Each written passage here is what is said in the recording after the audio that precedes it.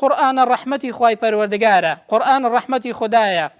دەلیلی دین و دنیایە،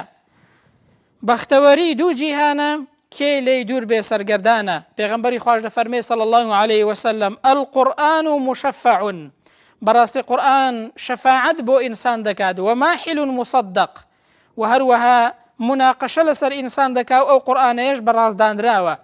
جا پێغەمبەری خوا دەفەرمێ صلی الله عليه وسلم من جعله إمامه قاده إلى الجنة،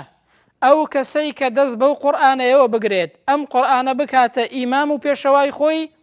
پێغەمبەر دەفەرمێ ئەم قورآنە پێشەوایەتی دەکات لە ڕۆژی قیامەتدا و پێشی دەکەوێت و بەلەو پەرە بەرزەکانی بەهەشتی دەبات.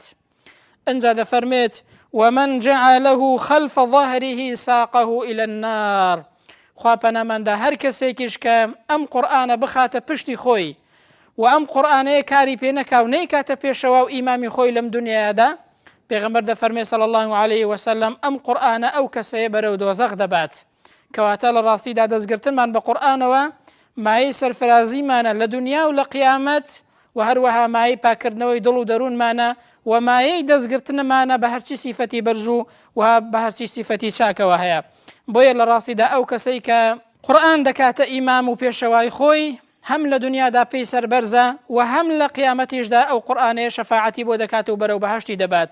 ئێمەش ئومێدمان وایەوە دەپاڕێینەوە لە خوای پەروەردگار لە دنیادا بەو شێوازەیە کە پێویستە لە خزمەتی قورآندا بین، بۆ ئەوەی کە لە دنیادا لە خزمەتی دابین دڵ و دەروونمان پێی پاک بێتەوە و هەروەها ڕەوشتمان پێی جوان بێت و هیدایەتی پێوەربگرین، و لە ڕۆژی قیامەتیشە ئەم قورآنە شەفاعەتمان بۆ بکات و خوای پەروەردگاری شەفاعەتی ئەو قورآنەمان بۆ قبوڵ کات و بە پلە بەرزەکانی خۆی شاد